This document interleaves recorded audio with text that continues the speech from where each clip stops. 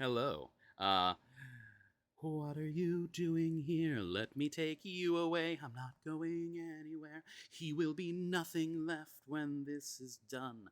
He will. Okay, anyway, it's enough of my continued hyper focus on the the Proto Men and their amazing album, Act Two: The Father of Death. But what are we doing this evening? Right now, I'll tell you what we're doing. We are going to be enjoying another story. Enjoying another story from Tales of Ravenloft, the out of print D&D Ravenloft book from the 90s, 1994. Yep. Uh, and the story this evening is The House of 100 Windows by Mark Anthony, which is a good name. It's a strong. I think was he a Caesar? I forget. Anyway, so yes, so that's the author. This is edited by Brian Thompson. Thank you very much, Brian Thompson. Thank you very much, Mark Anthony. Thank you very much, TSR at the time. This is a D&D book from before Wizards of the Coast purchased TSR. Purchased D&D from TSR. There's a whole history of stuff going on there, but TSR was going down the tubes with financial matters because they were publishing too many campaign settings, which is now kind of the opposite of what people. Anyway, so we're not here to talk about D&D right now. We are here to enjoy this spooky story, and in future, I will be reading from. I'll be reading a couple stories from Robert E. Howard.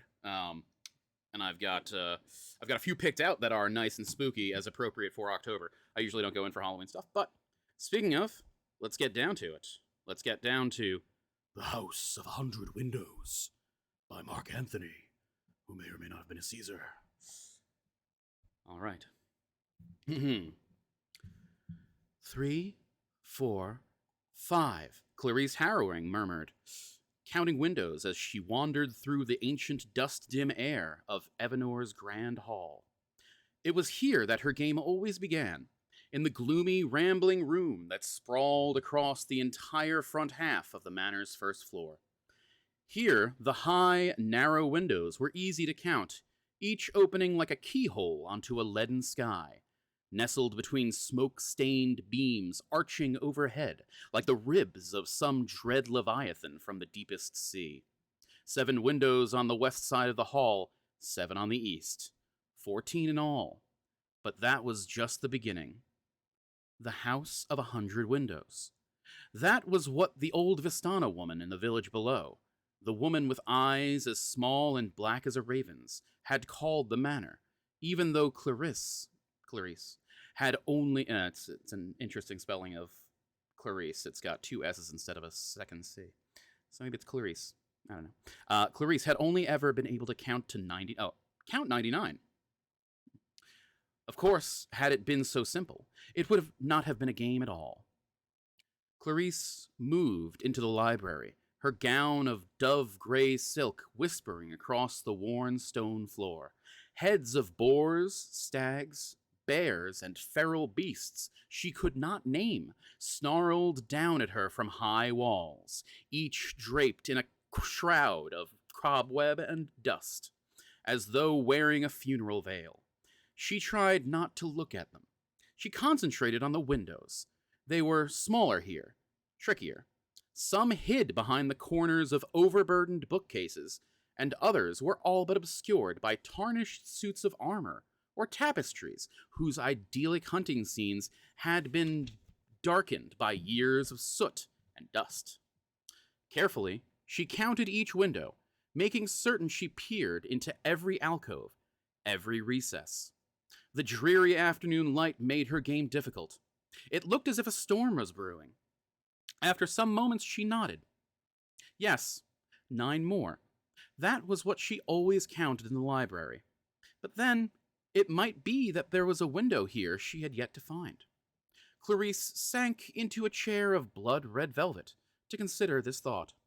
She had played the game a dozen times or so, always when Lord Harrowing was away, of course, And at first, each time she searched, she had found more windows than the time before. Many of them were small and obscure, and easily overlooked. But on the last few occasions, Clarice had counted only the same windows she had discovered before. 99 of them. She frowned, a fine line casting a shadow across.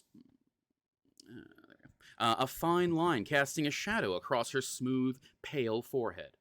She thought of her encounter with the old Vistana, as she did with curious frequency of late. It was the day Clarice had dared to tell Rania, Lord Harrowing's red-faced housekeeper, that she would walk to the village herself to purchase candles and salt. On her way back, in the middle of the village's one muddy street, she had come upon the old woman, clad in shabby rags that swirled on the cold wind like dirty feathers. The shriveled Vistana had gazed at Clarice with those hard black eyes and had pointed with a crooked finger toward the manor house, perched like a dark bird on the tor above the village. A tor is like a high rocky outcropping, like a high hill. A window lets in darkness as easily as light, the old woman's cracked voice whispered once again in Clarice's mind. Forget that not, child, if you would dare live in the house of 100 windows. Clarice sighed, wondering if she should give up her game. Perhaps the old woman was mad. Gareth had said that all the wandering Vistani were, what with their fate-scrying cards and their magic crystals and their strange, wild music. But no, she couldn't give up. Not yet, at least. The game was all she had to stave off the vast loneliness of this place when Gareth was away. And he was so often away, doing what she did not know, for he never spoke of it. Actually, hang on one moment. I did not think to post on the social medias that I'm doing this. So one moment. Boop. Apologize for the brief break.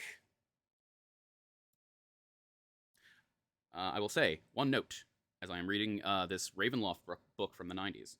Other stories use the word gypsy, which is a slur. I have considered changing the word in my narration to Vistana, because that's what they are. They're called Vistana. But the book will frequently, as a interchangeable word, say gypsy, which, again, is not the correct word. The correct word is Romani in the real world, and in Ravenloft, they are called Vistana. But I think I should just, if so long as I preface and or make a note that is a word that should not be used in modern conversation, then it is all right to read it as from the source material so that we do not forget that people, I think we have maybe advanced a little bit socially. Anyway, so let's see. I'm live on Twitch, narrating a spooky D&D story. Hashtag. I wonder if there's a narrating hashtag? I don't know how hashtags work. I'm not too up on the social media, so I guess there's not really a... Alright, cool. Let's see, I'm live on Twitch, narrating a spooky D&D story. Cool. Alright. Fantastic, now we can continue. Thank you for your patience. Clarice wondered if this was what her father had meant for her, this desolate existence in a country manor so far from the bright, candlelit ballrooms and opulently gilded opera houses of the great city of Il-Aluk. But no, all that mattered was that his daughter married a lord of ancient and honorable lineage. Clarice's father was one of the wealthiest merchants in all of Il-Aluk, but he had learned that there was one thing all his gold could not purchase: noble blood. Thus, it was that when Lord Gareth Harrowing came to call at their fashionable city, Redstone, nearly a year ago, Redstone, I guess probably like a brownstone, Clarice's father had welcomed the suit for his daughter's hand, even though the suitor himself was more than twice her age, and lord of a provincial estate over a fortnight's journey from the city. Clarice, of course, had been given no voice in the matter. The choice of whom to marry is not ours to make. Oh, her mother. The choice of whom to marry is not ours to make, her mother had explained as she was basted up the hem. Oh, as she had as she had basted up the hem of Clarice's antique lace wedding gown. I don't see why, Clarice had replied crossly. Men are better at making decisions, Clarice. Her mother's voice had sounded flat and weary. A look of resignation had shone in her eyes, eyes that years of meekness and subservience had washed utterly of all color and emotion. Men are stronger and smarter than we are, Clarice. Do try not to forget that. Clarice had only bit her tongue. She knew she was smarter by far than most of the flighty, foppish noblemen who frequented the city's ballrooms and theaters, and was most likely stronger than half of them. But there was no use in saying it. Her mother had given up long ago. Now Clarice supposed she would do the same. It was, after all, what was expected of her. The next day, Clarice had wed Lord Harrowing in the largest cathedral in Illaluk. Then, while her mother wept silently, her father had lifted Clarice into a carriage with her new husband. As the horses lurched into motion, Clarice had gazed back through the carriage's small, teardrop-shaped window to see her father smile. With a start, she had recognized the satisfied expression. It was the same smile her father always wore after a profitable business venture. Apparently, he had finally bought himself what he had always desired. A spark of hatred had flared in Clarice's heart then, so hot and sudden that it frightened her. She had turned her gaze from the window, trembling. Now Clarice stood and smoothed her gown, as if the memories could be brushed away like dust. The gloom was steadily gathering in the library. What little light the day had managed would fade to night soon, and then her game would be over. Swiftly she moved through the parlor, the ballroom, and the kitchen, with its cavernous stone fireplace large enough to cook an entire roe deer. She made her way quickly up the great sweeping staircase to the manor's second floor, and there went from the bedchamber to bedchamber, pausing to count the windows in each. Finally, her game brought her up to the attic rooms, where Rania and Evanor's few servants resided, though most of the small, haphazardly arranged chambers had been given over to storage, each filled with a maze of shabby furniture, ancient trunks, and portraits of long-forgotten harrowing ancestors. In the last of the storage room, Clarice sat upon an iron-bound chest and ciphered in the thick dust that covered a worm-eaten mahogany serving table. 14 windows in the grand hall, and 9 in the library, 6 for the parlor, and 20 for the ballroom, and 5 more for the kitchen. Then all the bedchambers, and the servants' quarters, and the storage rooms. Carefully, she checked her numbers. At last, she leaned back, brushing the dust from her hands, gazing at the numbers drawn upon the table. Once again, she had counted 99. Clarice sighed, and for the first time, found that her game had left her lonelier than before. She caught a pale glimmer out of the corner of her eye, and turned to find herself gazing into an old mirror with a gilt frame. A pretty young woman stared back at her with wide green eyes. Her dark hair was pulled back from her high forehead, and a teardrop pearl glistened at her throat. The mirror's ornate frame made her face look like a painting.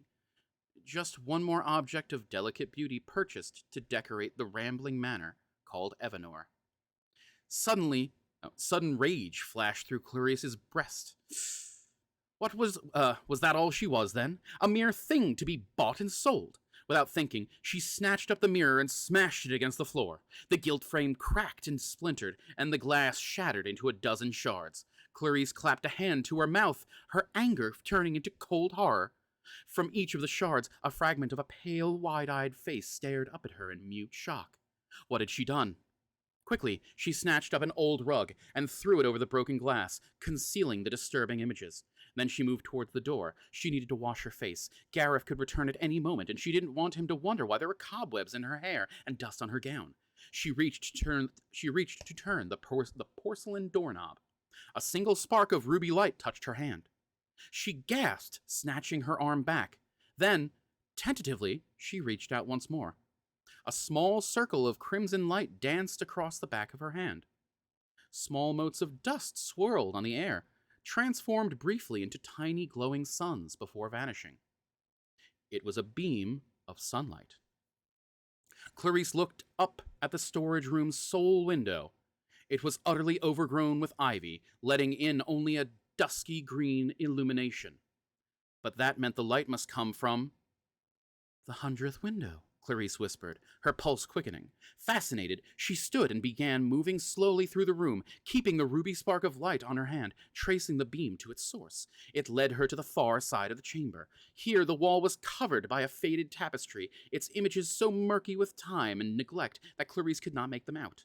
The edges of a small moth-eaten hole in the tapestry glowed as if on fire. Holding her breath, hardly daring to let herself hope, Clarice reached out a trembling hand to lift the tapestry. Suddenly, a voice rang out from far below. Clarice! She froze. Footsteps sounded on the stairway. Clarice, where have you gone? Gareth! Swiftly, Clarice let the tapestry fall back. She whirled and sped from the room, brushing the cobwebs off. He might ask what she had been doing, and she would have no choice but to tell him, and she did not want to tell him. The game was hers, a private thing. Smoothing her gown, she dashed down the stairs to greet her husband. She found him standing before a window in the parlor, handsome despite his gray hair and mustaches, elegant in his old-fashioned frock coat and breeches. He gazed outside through rain-spattered glass. She knelt beside him and clasped his hand, as was expected of a wife. Welcome home, my lord, she murmured softly. Ah, there you are, Clarice. He stroked her dark hair with the same absent fondness he always displayed when petting his favorite hounds. She tried to suppress a shiver, and did her best not to recoil from her touch. Then he turned his gaze back out the window as the storm that had threatened all afternoon finally loosed its fury over Evanor. It was only then that a queer thought occurred to Clarice. If it was raining outside, from where had come the crimson ray of sunlight in the attic room? Ooh, good question. All right, let's see. One moment. We're just gonna take a moment. I'm gonna drop a link elsewhere. Next time, I will endeavor to remember to drop my links before I start streaming. But I am still relatively new to streaming, so.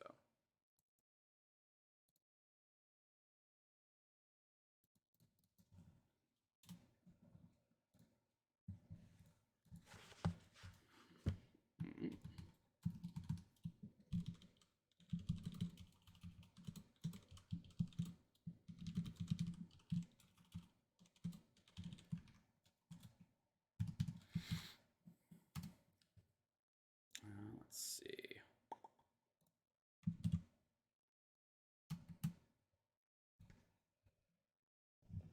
All right. We can get back now to The House of 100 Windows by Mark Anthony. Boop. Ooh, yeah, I'm going to read that last line because that's there you go. It was only then that a queer thought occurred to Clarice. If it was raining outside, from where had come the crimson ray of sunlight? In the attic room, in the House of 100 Windows. And yes, hey, look, now here we have a line break. So if you're just joining us, we're reading The House of 100 Windows, which is a short story. It's a short horror story, Ravenloft in D&D, and Clarice is a relatively new wife of the lord of this manor, and she plays a game counting all the windows in the House of 100 Windows, but there's only 99. But maybe she just found 100. Clarice reined the gray stallion to a halt at the top of the heather-blanketed ridge. The beast tossed its head and snorted, its hot breath casting faint ghosts on the damp air. Countless drops of mist, glistening like tiny pearls, beaded the woolen cloak she had thrown over her riding gown. The somber landscape marched below her in endless dun-colored waves. Dun means brown. Broken only here and there by a hedge of dark thorn or a crumbling stone wall. Crimson blossomed in her pale cheeks as she dared to laugh. She knew she was a fool to have spurred her mount so swiftly. Riding side saddle was precarious enough, and the irregular ground made it absolutely treacherous. Yet that was a great part of the excitement. Sometimes there was a part of her that secretly, almost darkly, hoped she would have a horrible accident.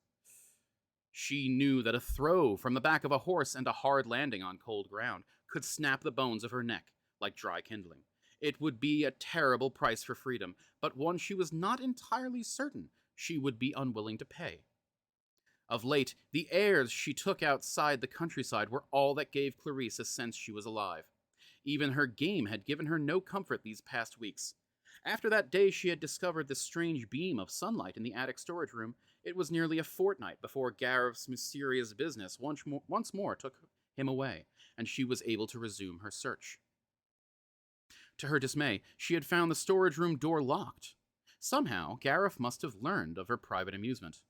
No doubt the hateful Rania had told him. Whatever the cause, Clarice knew it was best that she forget her window-counting game. True, she had learned where Gareth kept a skeleton key that worked all the locks in the manor. She had spied Rania stealing it once to open the wine cellar and snitch a bottle. But Clarice did not dare use it. In his wrath, a lord might rightly punish his wife for such disobedience. Of course, Clarice thought with disgust a lady had no such recourse should her husband betray her. The gray stallion gave a snort, pawing the damp ground with a hoof in agitation. Startled, Clarice looked up to see a man approaching. By his ragged clothes and the bundle of firewood slung over his back, she took him to be a villager. He doffed his cap when he reached her and smiled, bearing a handful of yellow teeth. "Milady is a brave one, yes?" Clarice frowned. The villager's thick country brogue was difficult to fathom. "I wouldn't know what you mean," she answered coolly. "Ah, don't you, milady?" The man winked with one bulbous, palsied eye. "Lord Harrowing has gone wandering, and so has milady, yes?" Clarice's slender eyebrows knit in a scowl. "Lord Harrowing's affairs are his concern," she said sternly, "as my own affairs are mine." The villager hopped a step backward, his peculiar eyes bulging in alarm. "Aye, milady, just as you say, begging your pardon and not meaning to presume. It's just," the man clutched nervously at his threadbare cap, "it's just that it isn't safe for you out to be riding all by your own, what with the shadows and all." "Shadows?" Curious, Clarice leaned forward in her saddle. "Aye, shadows." He lowered his voice to a coarse whisper. "The kind that sneak up on a foolish man who sets out for home too late to make it a full sundown, and then he never makes it at all. I heard old Madame Sender say a goblin lord conjured them, and her being Vistana and all, I suppose I'd tend to listen." Clarice shivered and drew her cloak more tightly about her shoulders. "It's just a story," she said flatly, but she felt a strange tingling of excitement in her chest all the same. The haggard man pulled his cap back over his head and hefted his load of firewood. "As milady wishes," he said. "I'm certain she'll be troubled not by man or shadow this day." He nodded his head in a farewell, but as the villager turned away, Clarice saw a strange look in his eyes. It was a fearful look, and one of pity. Finding the dwindling afternoon light suddenly menacing, Clarice spurred her mount and rode in the direction of Evanor. She returned to find Gareth pacing before the fireplace in the library. 3 black mastiffs lay sprawled asleep by the hearth. He spun around at the rustling of her silk gown. "Clarice!" He set down a glass of wine and strode toward her, his snow-white eyebrows bristling. "Where have you been?" "Why, out riding," she said breathlessly, taking off her misstep cloak. Lord Harrowing shook his head. "I should have known." He sighed deeply and took her by the shoulders. "Clarice," he said sternly, as if speaking to a child, "you must promise me that you will not go out riding on the moor any longer." But why?" Her heart fluttered in her chest. "Is it because—" Her voice trailed off. "Is it because of the Goblin Lord?" she had almost said, but she didn't dare. Gareth would laugh at such foolishness. "Please, Clarice, you must promise me." For a giddy moment, she almost considered defying him. Without her sojourns across the moor, she had nothing, but the fierceness of his blue eyes seemed to bore into her. Finally, she cast her face downward. "Of course, my lord." Gareth lifted his chin with a finger and smiled at her. Then he leaned down and roughly kissed her forehead. "Come," he said briskly. "Let us see what Rania has set out for supper." Clarice swallowed the bitter taste of bile in her throat and followed after him as the shadows gathered outside of the library's windows. The days that followed seemed as dreary to Clarice in the ancient air that filled Evanor's chambers. She tried to content herself with matters about the house, but to little avail. A day of trying to tame the manor's garden left her hands burning with nettle stings, and she quickly gave up that pursuit. Nor, she found, did she have the patience for embroidery, or sewing, or other domestic pursuits. It helped matters little that Lord Harrowing was away more than ever, at times leaving in the middle of the night and not returning for days on end. When he did return, he seemed haggard and distracted, hardly noticing Clarice except to kiss her cheek fondly now and then. Finally, one chill autumn day, Clarice sat down to pen a letter to her father. Gareth was off on one of his mysterious journeys again, and Rania had walked to the village that morning to visit an aunt taken ill. The storm-swept sky outside the library's windows was dark and angry, and Clarice was forced to light a candle to work by, though it was only mid-afternoon. In the smooth, delicate script, she wrote of how lonely the country was, and how dark the manor, and how desolate she felt so far from the city. But when she laid down her quill, she knew she could not post the letter. Her feelings meant nothing to her father. He had bought his nobility with her, and he had obviously found the price more than fair. Slowly, she stood and carried the parchment to the fireplace and placed it carefully in the flames. She watched as its edges darkened and then caught fire. The letter blackened and curled in on itself like a dying spider. Then it was gone. Clarice stood, sighing. She paced despondently before the fire for a time. Then, almost without thinking, she moved to a bookcase on the far wall. She counted 5 shelves up from the floor, and then ran her finger along the gilded spines of the tomes. She pulled a small volume bound in green leather from the shelf, and undid the brass hasp. Inside, the pages of the book had been cleverly hollowed out into a small recess. Nestled within was an iron key. Gareth's skeleton key. Clarice did not allow herself a moment to pause and consider what she was doing. Suddenly, she was burning to know what lay behind the tapestry in the attic. She grasped the key and returned the book to the shelf. Swiftly, she ascended the stairway, glancing back over her shoulder. She had to be careful. Rania might return at any time. Moments later, she found her breathless before the attic storage room. Her hand trembling, she fit the key into the door's lock. It turned easily. She slipped within and pressed the portal quietly shut. A flash of crimson light caught her eye. There! She had not imagined it.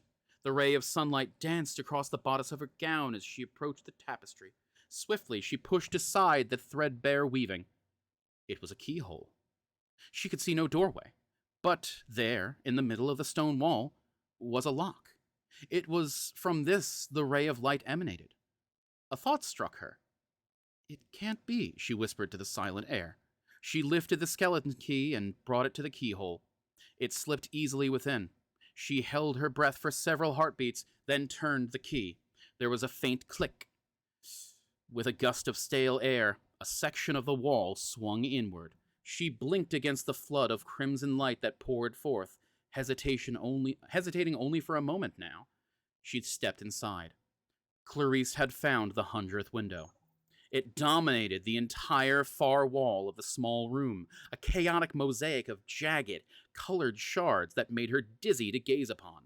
Sunlight streamed through the nightmarish stained glass window, tainted by the colored glass, and only dimly did Clarice remember that when last she looked, the sky outside had been dark and brooding, concealing the sun. The writhing patterns of the window dazed her. When her gaze locked upon an image in the center of a window, it was a man. Slowly she approached, fascinated. He seemed a noble, clad in a coat of black velvet and golden breeches. A red ribbon held back his long, raven dark hair. The portrait was exquisitely done, tiny fragments of glass rendering his grave, handsome features in perfect detail. She supposed it was only a trick of the light, but there was a fire in his eyes of smoked glass. It was almost as if he were gazing at her with passion. She shook her head. It was a look she had never seen in Gareth's eyes. Who could this have been? Clarice mused aloud. He seems so melancholy. Indeed, my lady. A rich, masculine voice spoke behind her. He has good cause to be. Clasping a hand to her mouth to stifle a scream, Clarice spun around. There was no one else in the room. All she saw were patterns of light thrown upon the far wall by the stained glass window. Who's there? She called out, trying to keep the fear from her voice. Where are you? Why, I stand here, before you, Clarice. Impossibly, Clarice watched the patterns of colored sunlight on the wall swirl and move. Suddenly, she realized what she was seeing. It was the man. The light coming through the stained glass window cast an image of him upon the wall, and that image was moving. Even as she watched, the ghostly man on the wall bowed to her. He straightened then and smiled. Clarice felt her heart racing. From fear, yes, but something else quickened her blood as well. A strangely disconnected thought passed through her mind. She had never before seen a man so handsome. Who who are you? She managed to speak. She took a step toward the wall. How is it you know my name? I am Dominic, the glowing image of a man answered. His smile deepened. And I know much about you, Clarice. I have waited so long for you to find me here. But I knew that one day you would come, that one day you would free me from this prison in which I am wrongfully bound. Clarice shook her head. This was maddening, yet she felt a powerful, dizzying excitement as well. How can this be? She gazed to the window, and then to the image of the man on the opposite wall. Your portrait in glass does not move, but your image upon the wall does. Dominic spread his hands. Glass is brittle, Clarice. It does not flow. But sunlight. He laughed, a sound like horns. Ah, sunlight flows like water.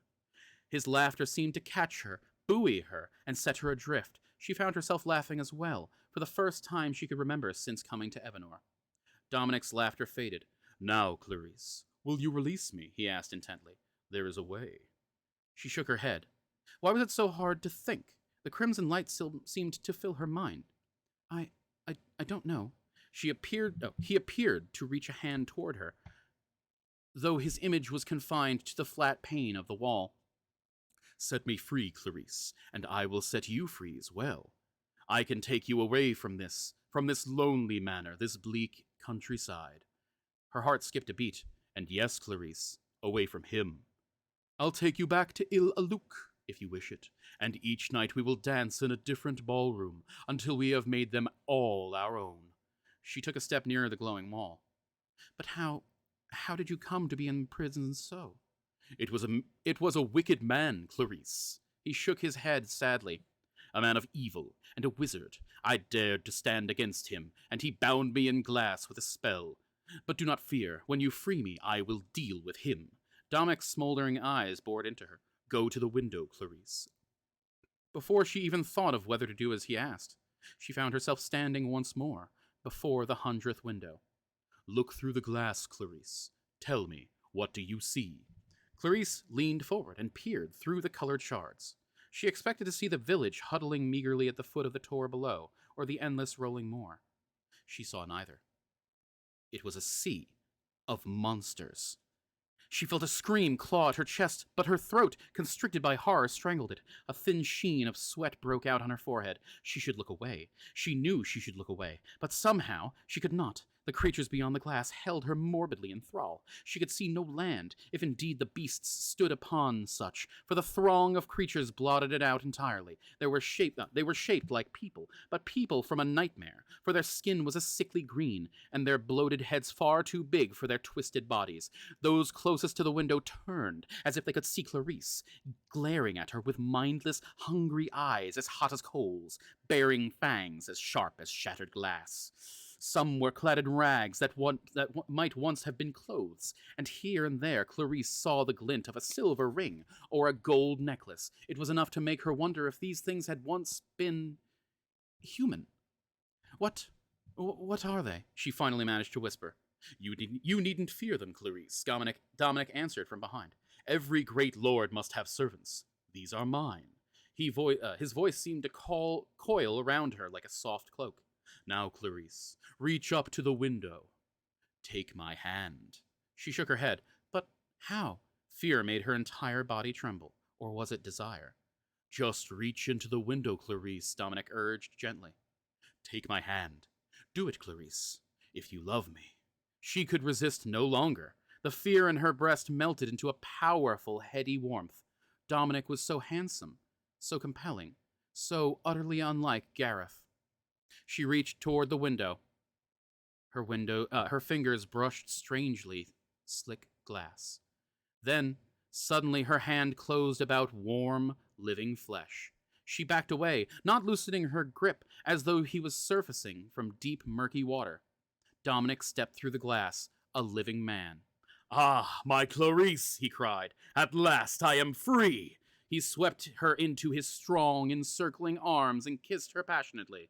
His burning eyes seemed to light a fire in her. She clung to him fiercely, kissing him back again and again. Dominic whirled her about, and a faint, disconnected fragment of Clarice's mind noticed that they were no longer in the attic chamber, but in the ballroom downstairs.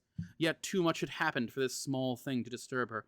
Dominic waved his hand, and suddenly a quartet of musicians played upon the dais, clad in coats of the finest red velvet. The musicians began a lovely, lilting waltz, and Dominic spun her about the ballroom in a sweeping, dizzying dance. "We shall dance forever. We shall dance together forever, Clarice," he said joyously. "Forever!" For a terrible moment, his smile was the mirror image of his father's. No, of her father's. "What have I done?" Clarice whispered. But her words were snatched away by the sweet strains of music. She gripped Dominic tighter as they danced, spinning about the ballroom until she forgot herself in a sweet, burning dream. Ooh, all right. Line break. Oh, yeah.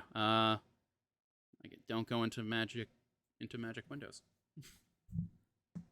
"Clarice!" The cry shattered the air of the ballroom. Dominic halted the dance abruptly, and Clarice's momentum spun her breathlessly away. She looked up to see Gareth in the doorway, his blue eyes blazing. He threw down his rain-soaked riding cape and strode into the hall. "Clarice!" he hissed with contempt. "I should have known you would find a way to free your... Oh, I'm sorry. Oh, wow, I'm sorry. "Dominic," he hissed with contempt, "I should have known you would find a way to free yourself, and I see you have brought your foul goblins with you." Clarice followed Gareth's gaze and gasped in horror. She saw now that the four musicians upon the dais were not men at all, but creatures like those she had seen beyond the glass. The beasts threw down their instruments and leapt to their feet, baring jagged teeth in hungry leers. "Begone with you!" Gareth cried, waving his hand in an intricate gesture. The four goblins screamed as each burst into flame. They writhed for a moment in agony. Then the flames died, leaving only four small piles of greasy soot. "Clarice, come to me," Dominic beckoned urgently, holding out a hand toward her. Gareth quickly interposed himself between them. "Stay back, Clarice," he warned. "I know you have heard rumors from the villagers, rumors of a goblin lord. Know then that Dominic is he." "In the flesh." Dominic bowed with a flourish. He and Gareth began to circle each other warily. "Years ago, Dominic ruled these lands with fear, Clarice, capturing villagers and transforming them by unspeakable means into goblins." Gareth's voice shook with loathing. "But finally I put a stop to him, imprisoning him in the window. Since that time I've traveled the land, hunting down and destroying the last of his vile creations. I tried to conceal it from you, Clarice, to protect you. I see now that I was in error." "You defeated me once with your trickery, Harrowing," Dominic spat. "You will not do so again."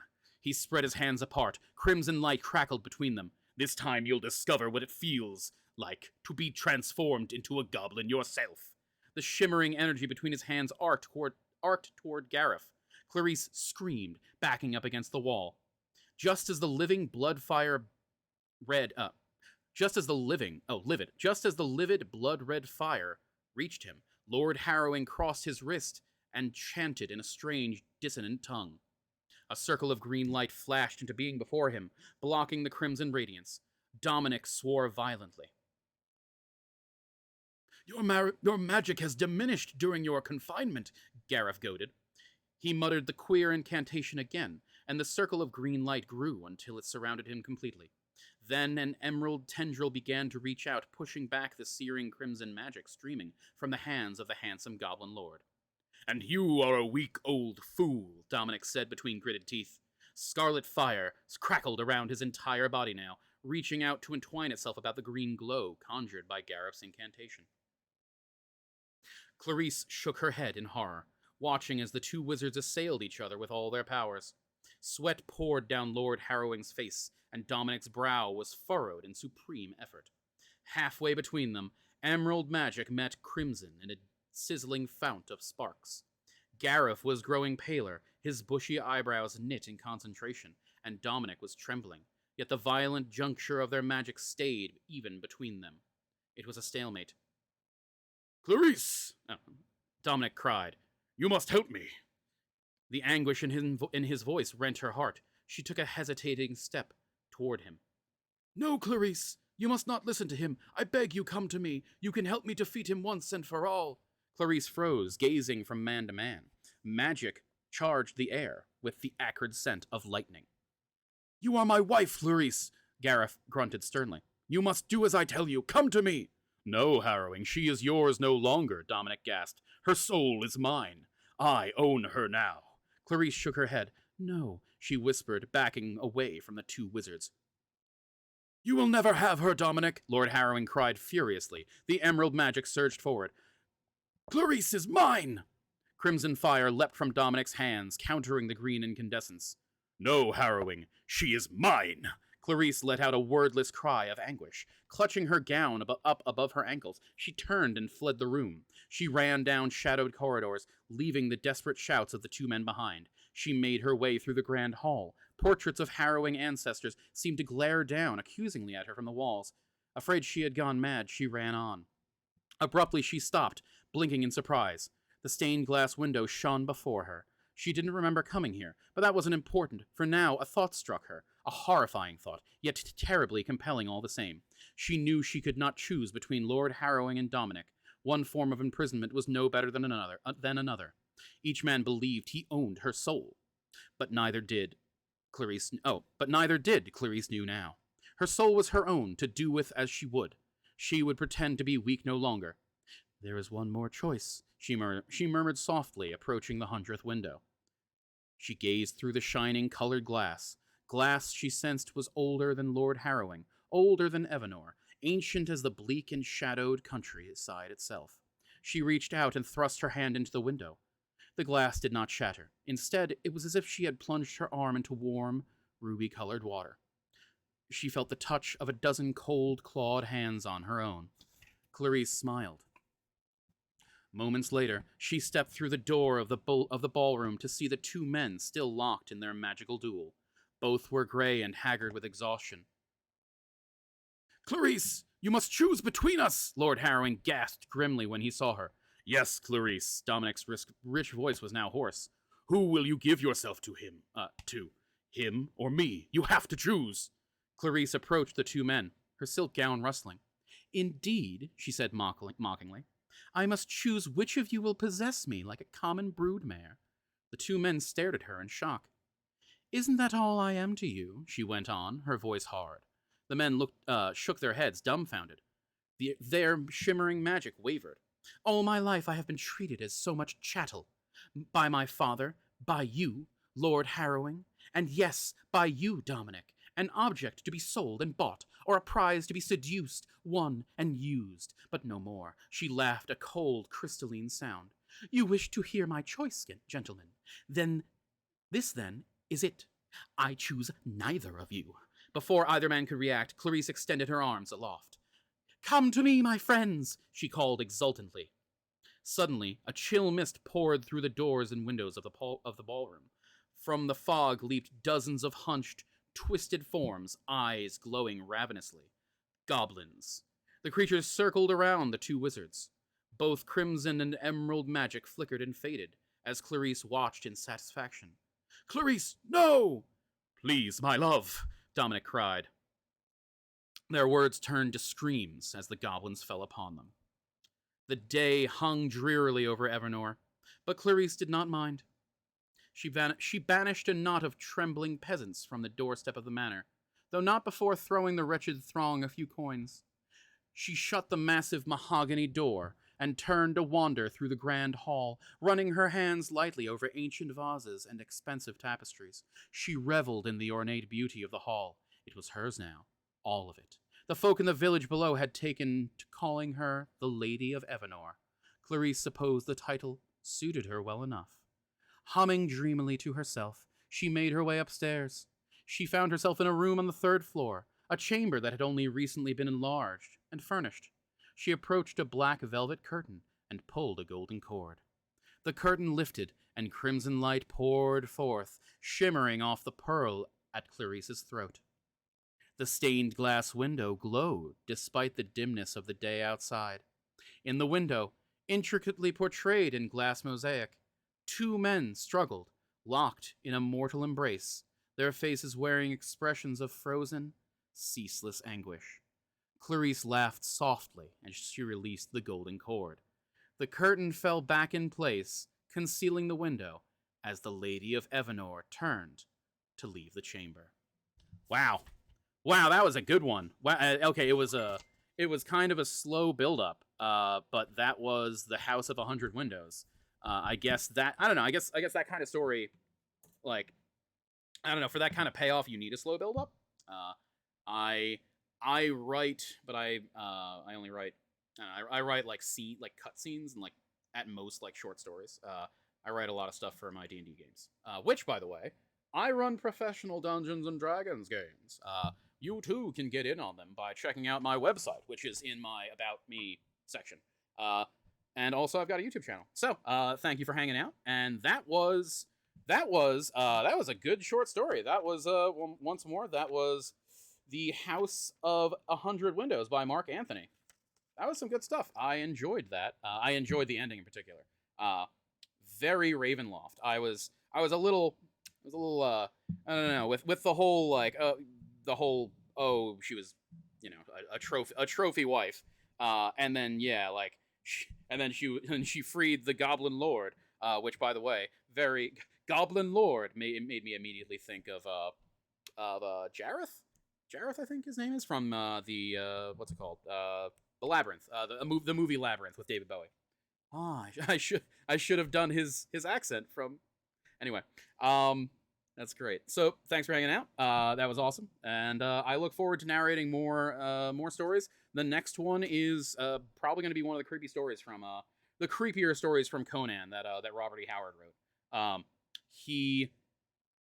Those stories are he is like kind of considered like the father of sword and sorcery, which is pulp action. But man, his writing, I gotta say, his writing is visceral and like I can't wait to get into those stories. Yeah. So again, thanks for hanging out. I have a Ravenloft game to run tonight, and that totally put me in the mood and gave me some ideas because, oh man, what else can give you ideas like a spooky Ravenloft story? All right. Have a fantastic evening, and I'll see you in the dungeon.